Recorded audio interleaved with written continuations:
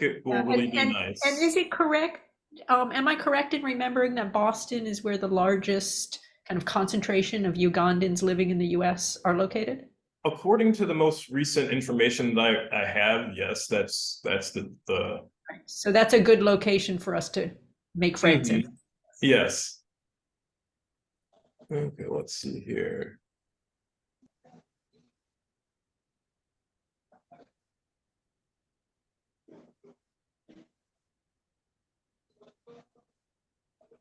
So Brenda Yeah. WhatsApped me lots of pictures of her in the field.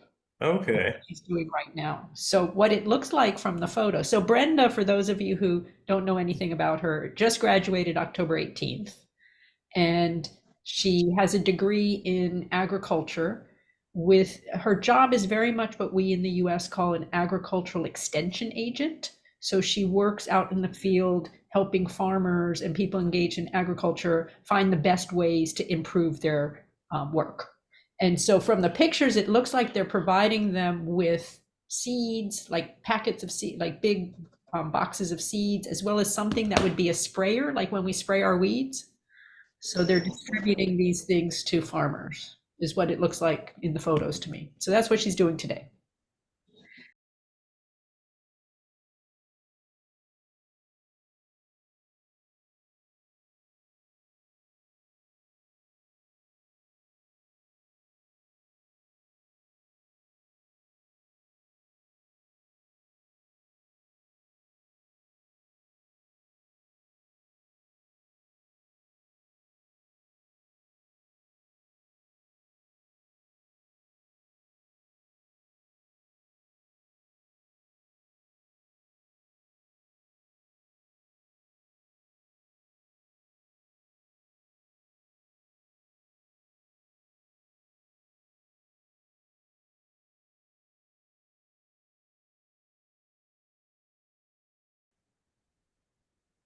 Uh, Thank you, Albert. I think for Brenda's case, agriculture is vast here in Uganda, but we have areas of specialization, and Brenda specializes in crop production. So she's in Uganda, she can work as an extension agricultural worker, whereby she can be dealing with the farmers directly on how to propagate good breeds of crops, then also on how to treat them, treating the crops and what have you. The other one is animal husbandry, which I don't think she's an authority in. The ones who deal with the animals, maybe how to teach the animals, but for Brenda in particular, specialized in agriculture or agribusiness. So she's dealing basically with the farmers to deal with food production. That's what I know what Brenda did. And I think it's a good one, marketable here in Uganda. I know she'll achieve her full potential, I believe so. Yeah. She also did, yeah, John's correct. She doesn't do the animal husbandry, not as far as I know, but she did a project on fish farming, tilapia farming. Mm. She learned how to introduce the idea of fish farming to some of these communities. I don't think she's done anything with it, but it was part of her education. One of the courses she took had a thing where they went out into a community and helped them develop. I guess they made an artificial pond or artificial lake to farm tilapia.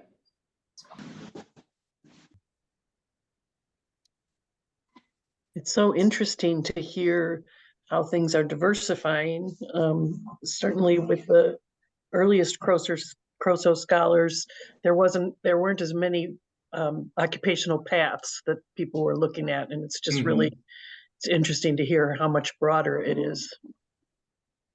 Well, that was one thing that I had learned in my research, just kind of online and talking to people. There was a person who was, I can't remember which university she was at, but she was in gender studies and she was talking about the importance of career counseling. And I was thinking about the graduates in this kind of network that some of the current scholars were telling me about all the people who have come before them and these kind of connections that they have.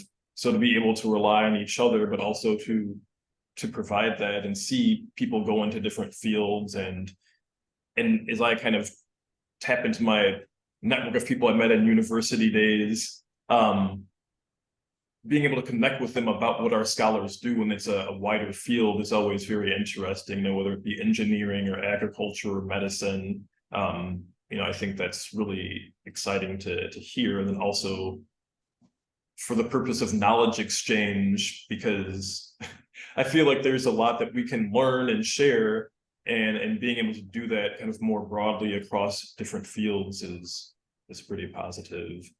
Hello, everyone. Hey, Richard, good to see you. Thank you. Good to see you too. Hello, Richard. So Sharon was just sharing that Brenda is still in the field doing her field work. I know, John, you had some things that you were sharing.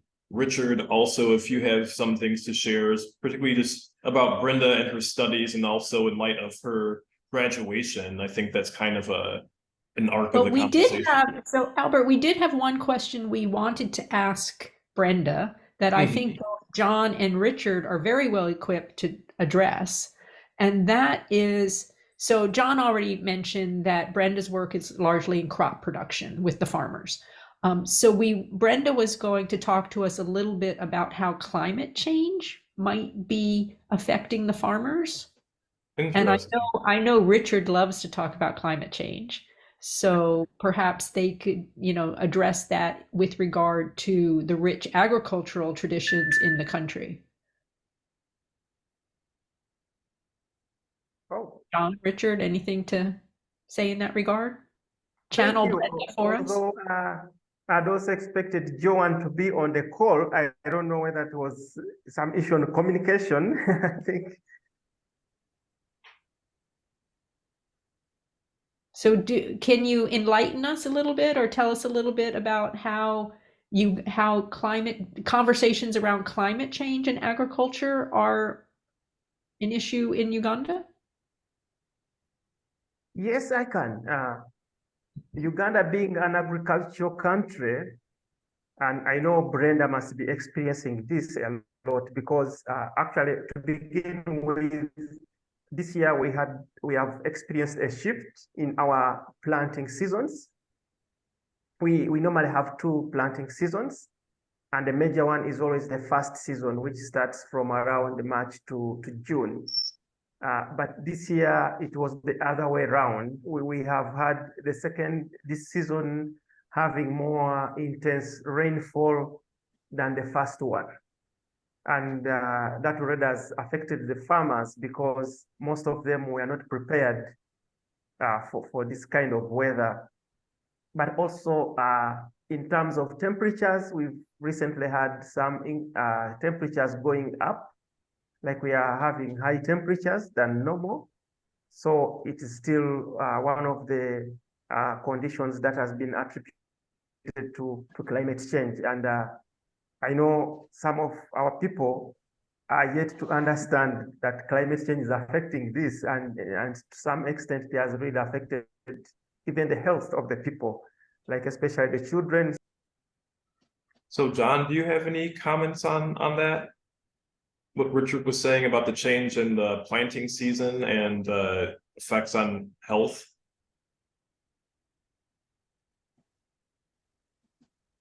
I'll pick up from where Richard had stopped. He was bringing up the point of 2 seasons, and the first season is starting from the month of March, and we expect harvesting around July, and then the second season begins around August, September. But you realize that in Uganda we rely on rainfall. So at times when we plant around March, expect that it's going to rain the whole of April and May, and then maybe we don't get reliable rainfall. The fact that most farmers are affected in the long run. So we don't do much of extensive irrigation here in Uganda. That's why you see climate change always affects us so much in Uganda.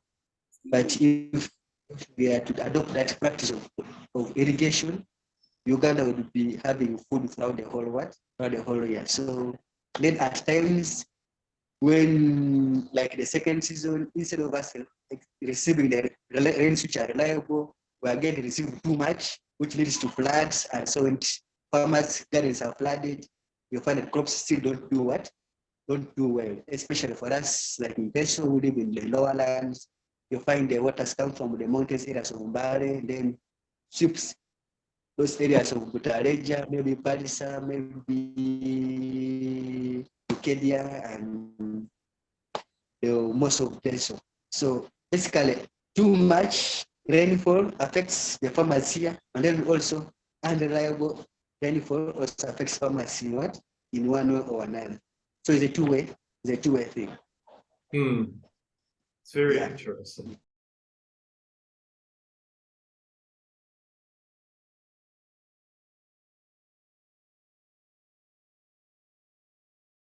See, Albert. No. So So may I I know- may Yes. I introduce Joan, since I had the pleasure of Please. her taking me through a very dark, unpaved, rough road at night, a shortcut back to the hotel, but also a pleasure of seeing the drugstore that she has set up. So Joan is one of our scholars. She's been out for some time now, studied midwifery, and actually really interesting. I'd like Joan to talk to us about how the regulations of changing about working in the field of midwifery, because it impacts CROSO's work. But so Joan volunteers as a midwife in a private clinic, but then she has also been very successful in setting up what you call a drugstore, correct? We wouldn't call that in the United States. It's a small shop that sells both over-the-counter and prescription medications, kind of in a neighborhood setting. Mhm. And then also services some people who might need Joan to go give injections in their home and those sorts of things. Okay. So was successful in her midwifery training. She has a certificate in midwifery, and she's a very successful entrepreneur and just a very pleasant person to spend time with. So I was very happy to do that in Bali. That's great. I'm glad you were able to provide that nice introduction. And I know for me, when I was reading the notes and reading about Joan's work and some of the messages that you shared on your trip, Sharon, I was thinking it's kind of like a kiosk or like a shop where you can kind of raise up the door. And at least in the pictures I was seeing on, doing an internet search with Google and Google Maps and kind of, walking around virtually, trying to participate in this. So Joan, I'm glad you're here, and it sounds like you're doing some really interesting work. Yeah, I'm so glad meeting you too. So what's next for you, Joan? I know you have plans because you would really like to do more in the field of midwifery. Yes, currently, since I'm still volunteering, maybe my next other plan, it would be for me to get an opportunity to go back to school, and I do a diploma, since it's very hard for us as certificate holders currently in Uganda, to work in other facilities. Yes. And how long would it take you to upgrade your credentials to a diploma? 1.5 years. If I continue with midwifery, then if I'm to change and do other clinical medicine, it will take 3 years. And your ultimate goal? My ultimate goal is to become a gynecologist. Oh.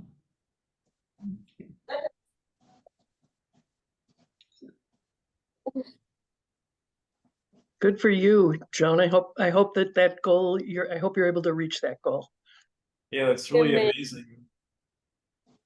You were Yes. also talking about opening I don't know what all the different levels are called. I don't remember. A clinic that you could have some beds. Yes. Yes, I would. That would be possible if I'm able to have a diploma in clinical medicine. That I can use the license to do that. But for certificate level, it would be very hard.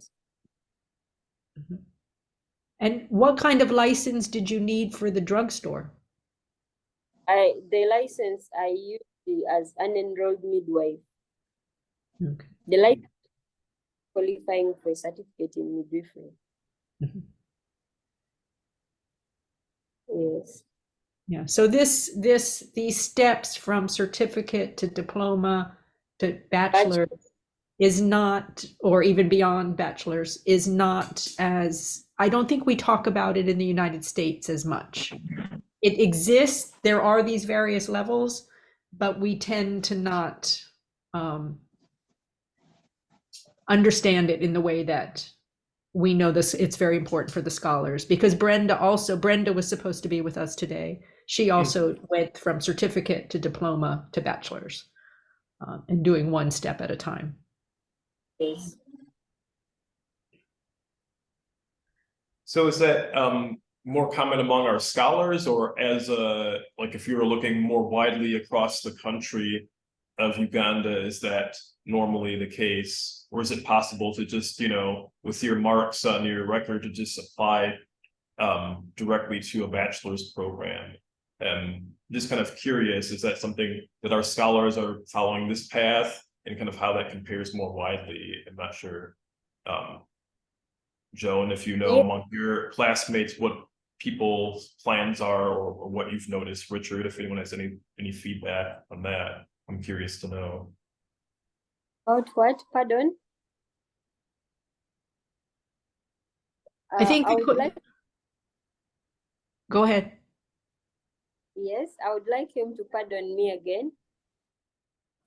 So okay, I think his question is it possible to go directly to the bachelor's degree? Is that, and in Uganda, when you look at all your students, not only the CROSO scholars, but all students, what's the most common path? To go step by step, or to go immediately to a bachelor's program? The most common path is to go direct to the bachelor's, but there is the specific point the universities will need if those children can afford to go to high school. I see. Yes, you study from senior 1 up to senior 4. Mm-hmm.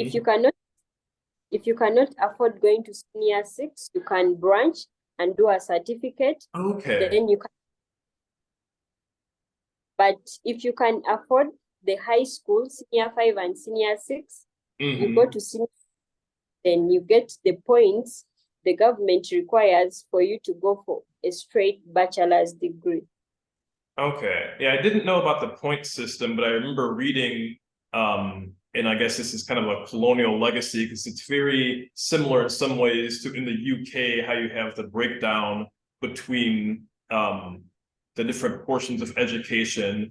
And I know sometimes if you don't make it up to those advanced levels, then you can go into another route and then still kind of make your way into a university, but it might not be the direct route. And like you said, if it's a resource thing, or like I know talking to some of the scholars who have left school and then come back, but I'm just kind of curious, because I know that's one thing we were talking about, how we can support, you know, our scholars and then future scholars, kind of knowing what the context is. And if people have big dreams, and we can say, okay, how do you want to do this? Does it make sense to go step by step, or what does the situation demand? So I appreciate you sharing it.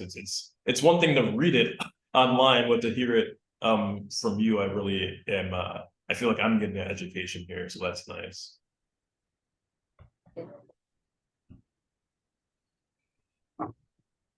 Is it also, is the decision to go one direction or the other also financial? Yes, sometimes it's financial, yes. But most times you can go to high school, but when you fail to get the points they want, it may be hard for you to go straight to the university. Yes. Or if you can't afford even if you have the points, maybe you can't afford to invest in the bachelor's. Yes, because it's expensive. Mm-hmm. Yes.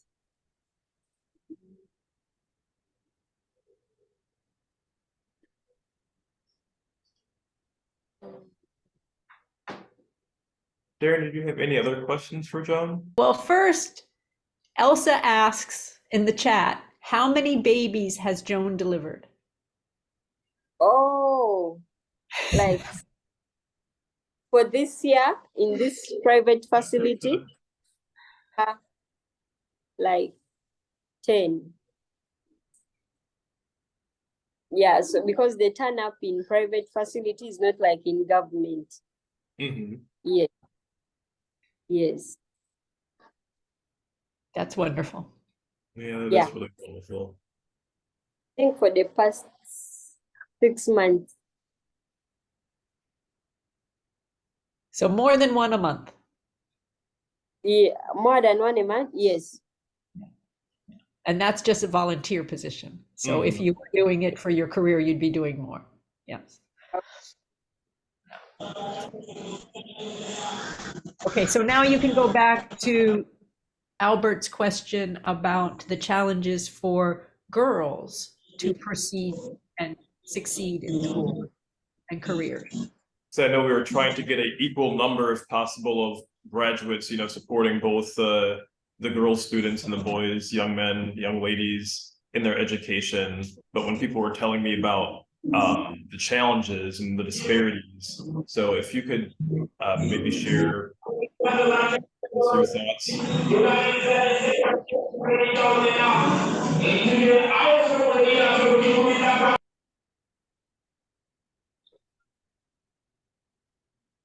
Okay. The challenge is most of the challenges the girl child is facing. Most times, sometimes it's the finances.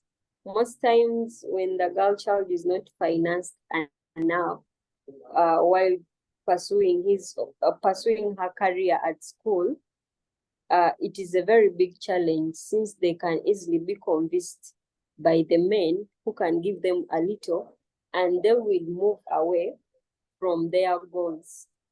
That is the most challenge I've seen from girls from humble background. Majority of them have failed to reach their goals because they have not been able to afford finances, most times the feeding, the accommodation. So it reaches a point when this girl is on her way chasing the dream, and meets a young man who can be able to facilitate, let me say, the feeding or the accommodation, can easily convince that girl, and the girl will move away from the path to her goal. Interesting. So I know I was reading a little bit about like international ways people have tried to address these, and it was talking about differences that different governments and organizations will take. In your experience, like what kind of solutions would you address? Because I mean, you've made it this far, and I know CROSO has been part of that. And in your conversation with people at school, like what kind of solutions have they made? Because I know when we're overcoming obstacles, and then you look around and see like who also is still there with you, you're like, wow, like we've really done something, and we're still have dreams of going forward. And as you like look back and talk to the younger girls behind you, like what kind of advice would you give them, or what kind of solutions would you propose as far as like a policy or any kind of support where you're like, if we did this kind of activity, this might help the girl child in a way that she doesn't need any other person kind of distracting her, if that makes sense. Because I'll take myself as an example. As a girl from a very humble background, I want to appreciate CRO for everything it did for me. As CROSO came in to provide for me financially, it gave me accommodation, it gave me feeding, it gave me even school fees. So I advised myself and I promised myself to stay focused, because I was given almost everything that has to keep me at school, and I had to stay focused. And sometimes you talk to the girl and convince them, because Even if you advise me and I don't listen, I don't advise myself, sometimes the advice will go astray. You have to talk to the young girl to look at what they want. Since you've provided everything, you've given them, but also as themselves, they have to have targets for themselves, and you advise them to, like after providing everything, let me say as an example, me, CRO did everything, like CROSO provided for me everything, gave me accommodation, it gave me feeding, it gave me tuition.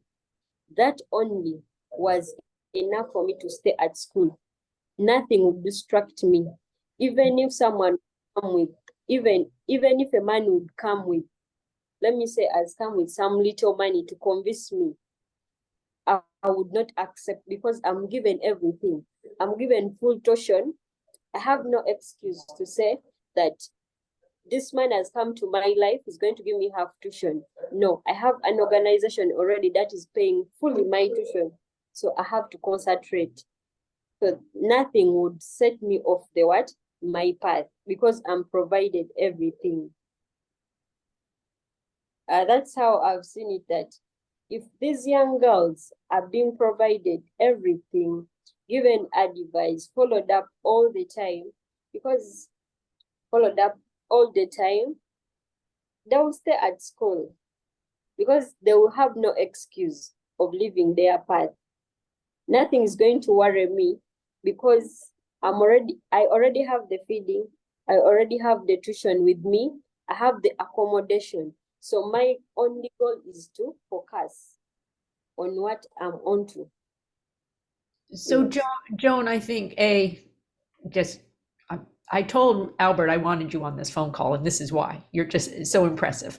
But I have a question about what you said. CROSO comes in late in a girl child's life, after you've already gone through secondary school. I imagine many of these girls move to the other path sooner than that. Would an earlier intervention help? Like, at what age do many of these girls leave school? Most times the girls leave school during their teenage age in Uganda, because when you look at the country Uganda, it has the highest number of teenage pregnancy as a country. Teenagers, like even me, since I joined the midwifery profession, I've met a lot of teenage mothers during my practice at school. So most of those children need to be, I think, need to be helped during their early stages. It's more easier to maintain, to provide for them, than just meet them at their, how can I say? But most of the children get off their path during their teenage age. So maybe when they're 13 years old or 14 or some around that age period. I'm not sure what that corresponds to if you're in school, but I imagine that might be. Yeah, age. 15, 15. 18. Okay. Yes. Well, that's good to know, like Sharon said. And one question I had, because I know when I was talking to Brenda, she had shared something with me, is when you're in different places, people use different languages and not just English. And especially if you might not have gone to school long enough to know English and read it and write it, how can we do outreach, or how would someone do outreach to these girls and connect with them if they're not in school? Would it be through an organization like CRO? I know the graduate Nora was talking about some of the work that she had done reaching out to girls in different ways. So partnering with someone like her, or what would you think is a good way to communicate this, in addition to being able to provide support if someone was saying, you know, I want to help the girl child, how can I do it? You know, well, you can support them financially and provide tuition and things, but if we wanted to communicate this more widely so people are aware, you know, I should stick to school and not get distracted. How would you approach that? You can set up, sometimes you can go to the communities and meet the LOC ones, you organize the young girls around, you do the counseling session with them, you talk to them. Then sometimes you can go to schools, you are given that time to talk to the young girls, advise them, remind them of their dreams. Sometimes we need to be reminded of our dreams. Because if I grew up as a young girl wanting to be a nurse, as I reach my teenage age, I can get wild and forget. But when you counsel me and advise me, at least I'll remember why I want to be a nurse. Most time counseling and advising them, it would be of a good thing. I meet them at schools, in communities, and also they can be invited in organizations like CRO. When you were that age, Yes. did you have many, were you aware of many women that you saw as role models? And where did you meet them? Because I think also seeing women who have succeeded in reaching a dream similar to your own is another way to keep young girls focused. Yes. One thing, the first role model I ever met was the late Christine. Let's see her. Yeah. Oh, that was my role model. And as I kept on studying, going further, I would meet those people that would come to counsel us while at school. So they would give an example that, would you want to be like this? I was like, yeah, that's a good idea. So that kept pushed me going further. But even my background also, I didn't want to be like I was before. That also kept on pushing me, to work so hard. Yes. Thank you. Yes, but my biggest push was my background. I never wanted to. Wanting a better life for yourself. Yes.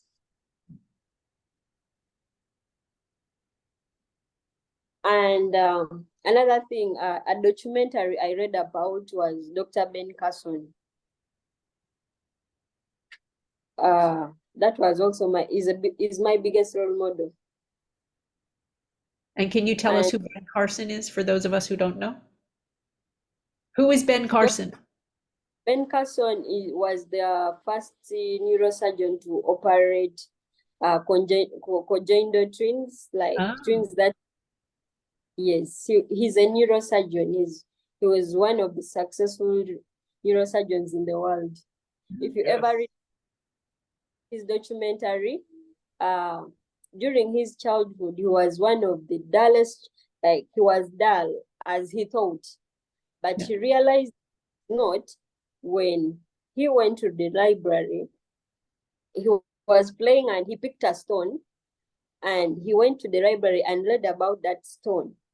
So when he went to school, the teacher asked about that stone and everyone in class didn't know. Even the bright students in class didn't know about a story about that stone. So since Dr. Ben Carson had read about it, he raised up his hand and everyone in class laughed because he knew nothing. When he explained the stone, the teacher was amused, and himself, he realized he can do better. He can do better. So he realized knowledge is read. You can read to get the knowledge. You can be better when you concentrate and focus. Yeah, that's a wonderful story. Yeah, that is really, I mean, I had known about Ben Carson. He's somewhat famous here in different communities. I remember learning about him as a young student because he's also a person who was, role model to African-American people who are interested in being in the sciences. I had an uncle who was also, a scientist, and he was always telling me, about everyone's contributions, you know, and how you can advance the field. And then you also leave a legacy through that education.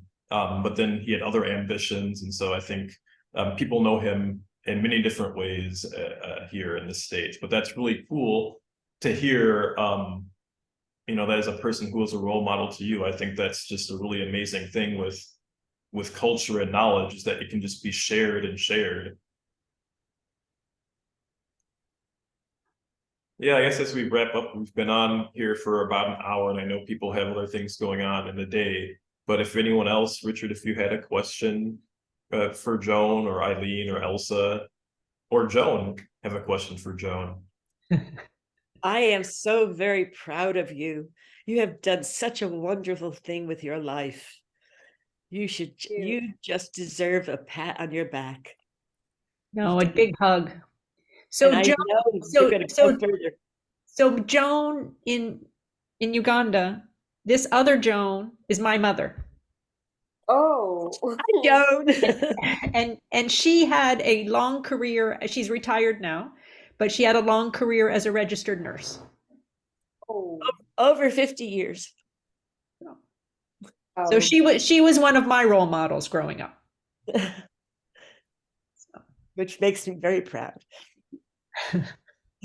oh, Well, I just love thinking about what a role model you are, Joan, in Uganda, to the little girls who are running around at CRO and have a vision that they could be somebody like Miss Joan. And that's a pretty exciting thing to think about.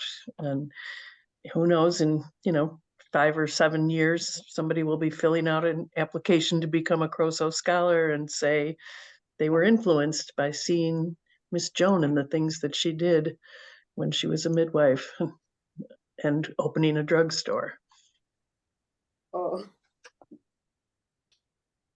Yeah, I'm really just very happy to hear you sharing your stories, especially because I think for some careers, you know, like teachers and people who are helping, like you are in this critical time in people's lives as a midwife, they will definitely remember you, even though you might not remember them when you come up to them in the future. But it's really great that you're having all these people send the pictures to you, because I, you know, in the past few years became a parent, and yeah, it's like yesterday, you know, the midwife and doctors and everyone that were there, you know, being fortunate to have that kind of assistance, you know, it's something I'll never forget.